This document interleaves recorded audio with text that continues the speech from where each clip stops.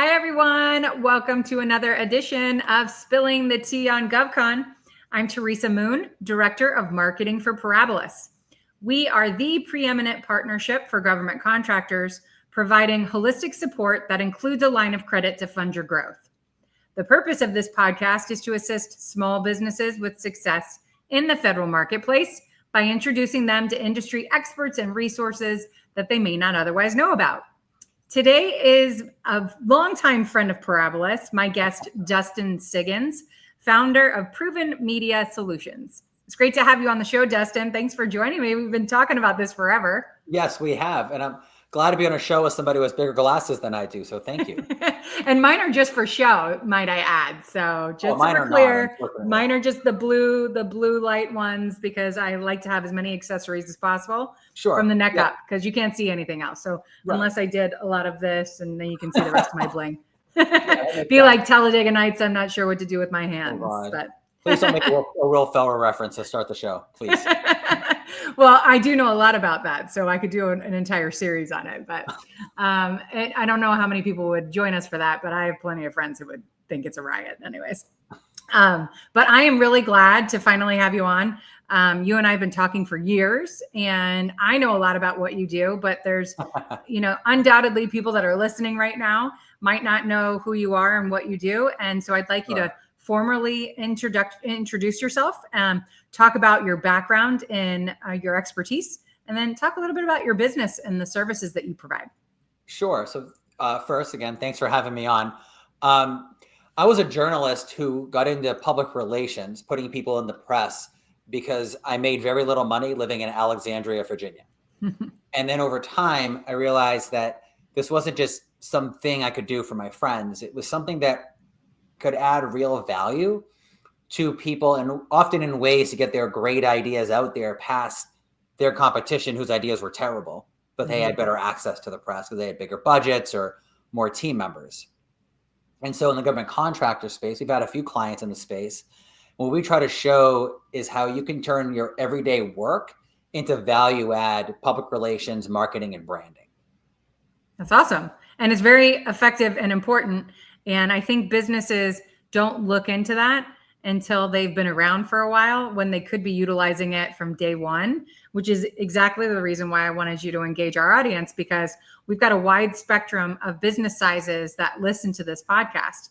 And so I want them to know from your expertise and from your envisioning of what your services can provide, businesses of all sizes, what they should be looking at. So as we're talking through some of the subjects that we'll be engaging about, let's talk about it from, because you have really charted it out from several perspectives. You've worked with small businesses like Parabolis, for instance, and you've also been engaging with larger companies now as well. And there are differences and there are ways to approach it. And so I'd love to be able to get your perspective on both.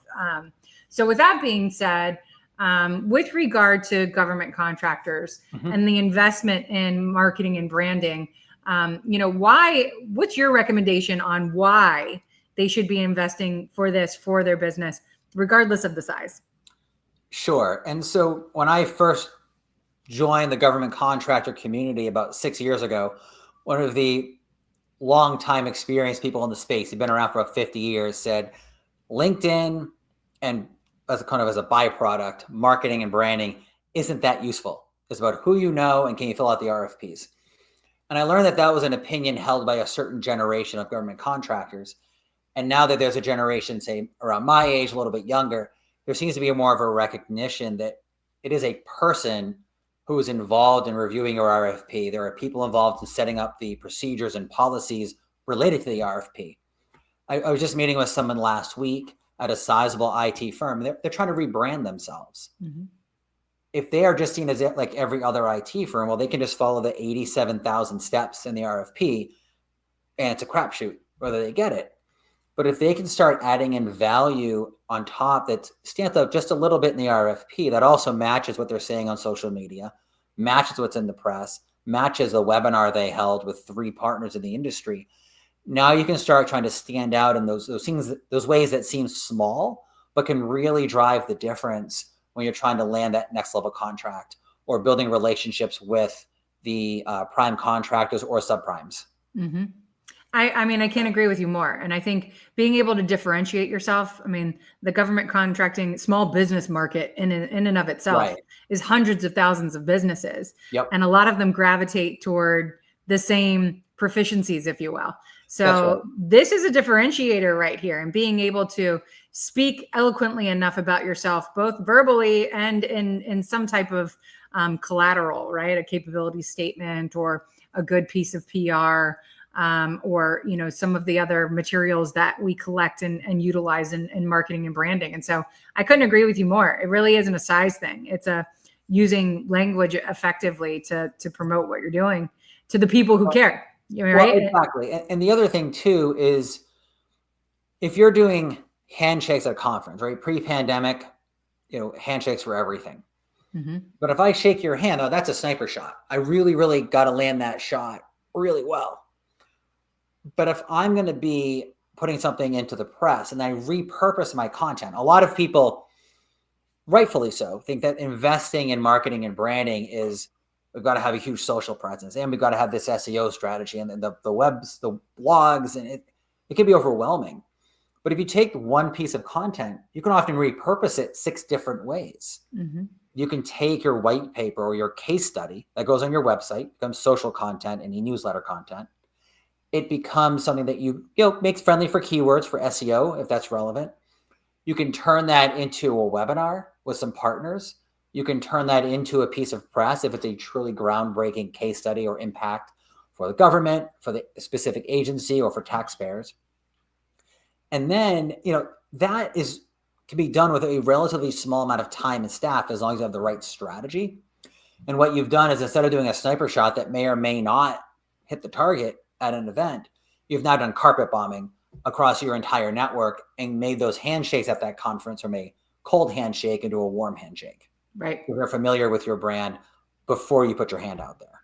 It's so important because it is a cold place sometimes to show up and not know anyone. Right. Correct. Especially And digitally too. yeah, exactly. It's taken a lot of years worth of trial and error on my part to figure that side of it out. So with your guidance very quickly and early on, smaller companies can figure that out, but larger companies don't always do an effective delivery of that process either. And so it's important no matter what the size of your business is, essentially. And Correct.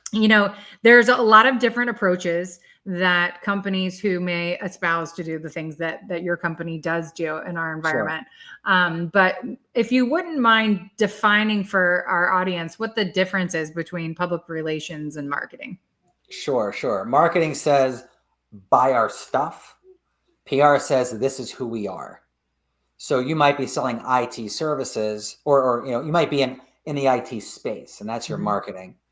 Public relations might say, we have this kind of service, customer service operation, or this is what is unique about our process in a storytelling fashion. Mm-hmm.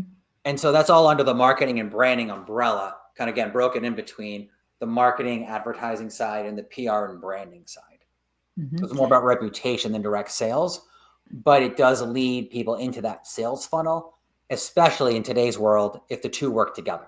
The phrase we use is press is good, PR is good, surround sound marketing and branding is better. Okay.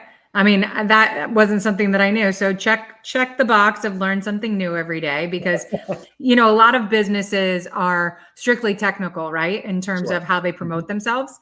Yeah. But, to use our company as an example, public relations is very important to the branding strategy for us in terms of how we talk about ourselves, because it's more about the people who are working with the companies that we support as opposed to the services that we provide. What we provide is very unique, but the biggest differentiator are the leaders that put us in the marketplace. And so, like you said, it doesn't apply to everyone, but there is something very effective to utilizing both, right? Well, and it depends on what you're trying to do, right? So when we worked with Parabolis just over 4 years ago, the challenge was a pandemic, first of all. But second, trying to become having the market become more familiar that you were competing against the bad actors, but you were not one of them. Mm-hmm. So we called that the White Knight campaign, setting Parabolis up as the White Knight for the small business. you've all grown dramatically since that time. I don't, we don't work together now, so I'm not overly familiar with your brand strategy, but the fact is you should have a different name than White Knight, because now you're better established. Now you're well known. You have this podcast, you have a bigger team, you have better bank partners. So there's a lot there. And we'll talk in a few minutes about everyday work that can become effective marketing and branding. But as your brand has grown, has matured, so has your marketing and branding strategy. Yeah, absolutely. Which brings you to the next point that I think is great segue. So I appreciate that. What are some everyday things, 3 in particular, that contractors, could be doing to promote themselves within the press, within social media, all the different outlets that they should be hitting? Sure. And the caveat to what I'm about to say is classified work need not apply to these strategies, right? Right. So one of the things that we often, people say they completed a contract. You should be out there telling people that by using your completed work and any testimonies you can get from your client or your subprime contractors or the prime contractors, announcing the completion of a project, either just on social, in your newsletter, at least to those basic channels, can remind everybody. We call it the drumbeat, the drip, drip, drip of, oh yeah, they got that contract 2 years ago. I saw 3 updates about it, and now I've seen that they completed it with a case study and some endorsements, some testimonials. That can drive that real value. And all you've done is do what you've been doing every day for 1 or 100 years, which is complete a contract. Second, when you get a contract, how are you turning that into an announcement? We have a prospect that last year got more in October of last year for a 5-year contract, more money in. Hey, Curtis, I'm going to start over. So a year ago, we were in conversation with a contractor that had gotten a 5-year contract worth more than they were getting in prior years all year. And they never put out a press release about it. I think they may have mentioned it on LinkedIn. There was no webinar about the new unique services they were providing. There was nothing, thought leadership interview with Washington Technology or GovExec on how they had grown and how they were matured as a company. None of that was going on. So just getting a contract can often be incredibly valuable. And the third thing is when you see something coming down the pike, Ola Sage with CyberRx, she and I co-authored an op-ed about a year ago related to CMMC. Her company is one of 57, let me find the exact phrase here, is one of 57 authorized assessors that defense contractors will have to use for CMMC. Well, she has 56 competitors in the marketplace. Some of them are massive companies. She runs a small business. So seeing that CMMC was coming down the pike, she used that regulatory environment to put out her thought leadership at conferences. They're doing it on LinkedIn. And she and I wrote an op-ed together talking about the communications pipeline necessary down an entire chain of subcontractors in order to become CMMC certified. So whether you're getting a contract, completing a contract, or seeing things coming down the pike that you can anticipate and provide unique thought leadership on. In her case, it was everyone knows CMMC is coming, but how can you communicate that effectively so you don't lose the contracts that you're seeking? And so those are just 3 ways of everyday things that contractors are doing that you can promote on any of the 8 to 10 channels that a lot of companies use. Yeah. Again, classified companies need not apply. Right. Well, for obvious reasons. But sure. I think a lot of people have missed opportunities there because social media is such an effective tool, especially nowadays. If you look at it, Mark Amtower is a great friend of mine, a great friend of this program. And of course, he's the leader, the guru as it pertains to LinkedIn marketing. And when it comes to being able to research and find connections within government agencies and large primes, first stop should always be there because you'll have a directory, if you will, of names and titles to choose from in terms of being able to direct your information towards a target market like that. So, for that being a way for you to not only differentiate yourself in terms of what your proficiencies are, there might be, 100 other companies that can do what you do, but it's where you can personalize it a little bit further as well. And then engage directly with people who might not otherwise know who you are, right? And so we utilize LinkedIn a lot for things like that. Yes, and I want to add to that, but also push back a little bit on something else you said. I'll do the pushback first because I'm from New England and that's what we do. So I would say, yes, the research side makes it easier to target, but at the same time, there are so many people on LinkedIn now.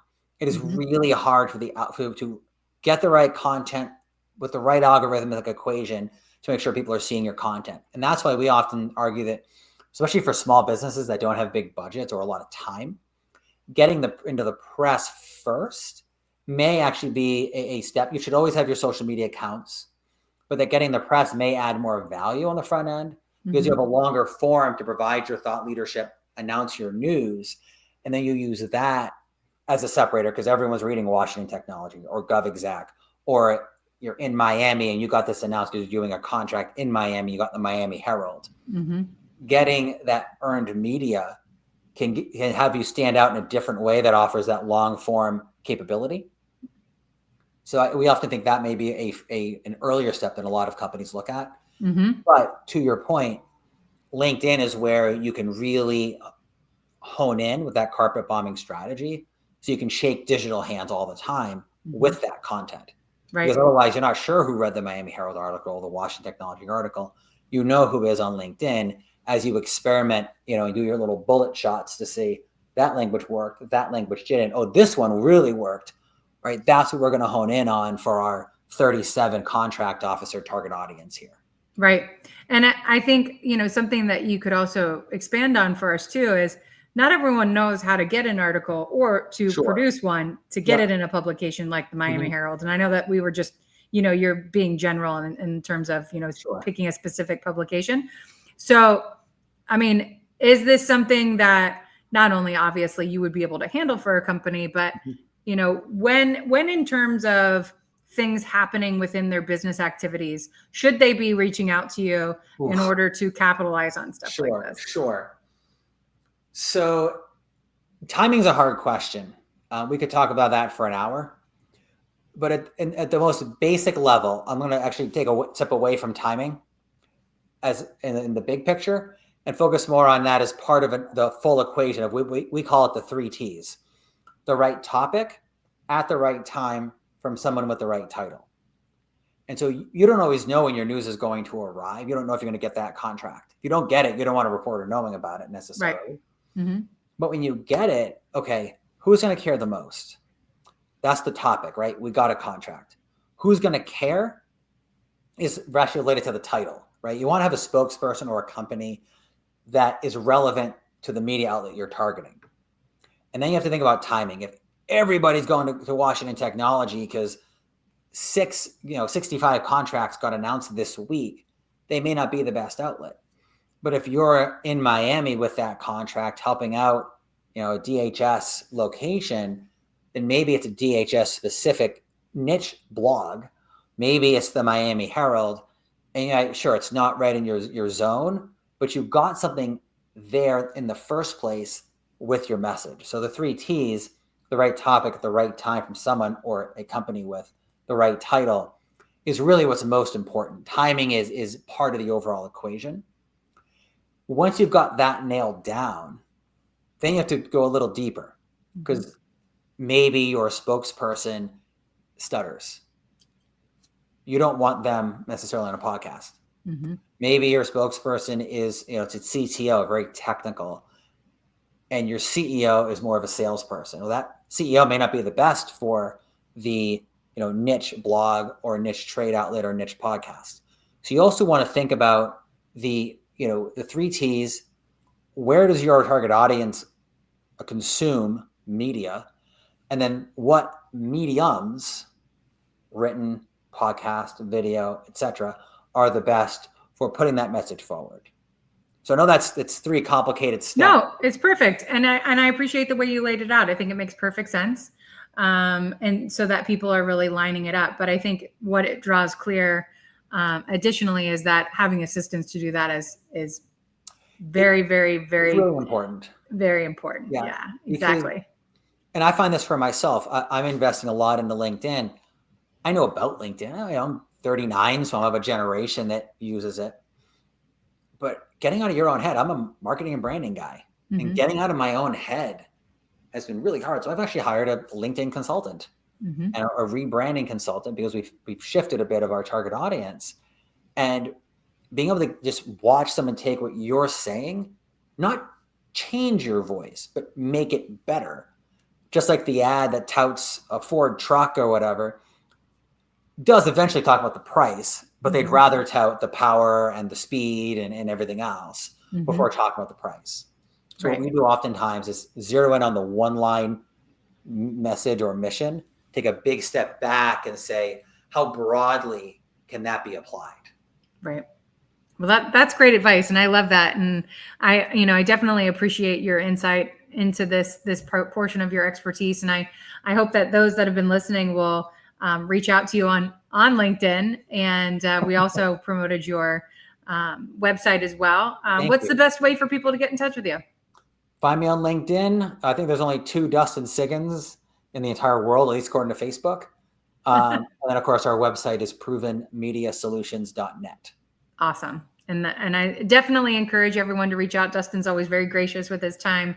And so I encourage you, if you have a need in PR or marketing, to seek he and his expertise out. And, given that you've been in journalism for quite some time and out of the DMV, no less, I gather that you've probably had some pretty interesting interviews, and I think I don't get journalists on the program very often. So I know I didn't ask you this before to give some thought into it. So I hope I'm not putting you on the spot too much, but have you ever had any, big interviews or news stories that you've covered that have made an impact, whether good, bad, or otherwise? I mean, anything juicy, no names necessary, but.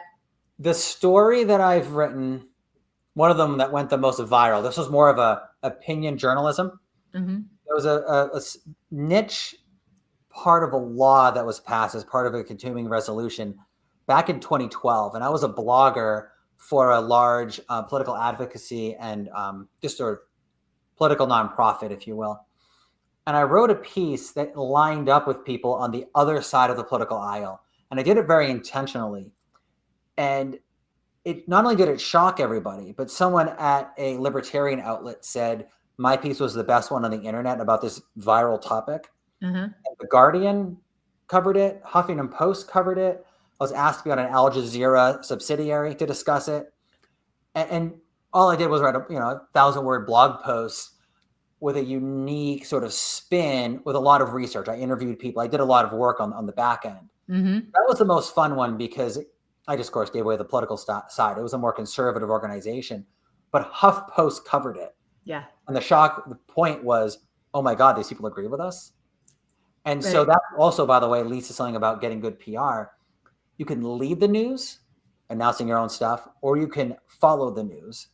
Usually by coming up with a counterintuitive point of view on what everyone else is talking about.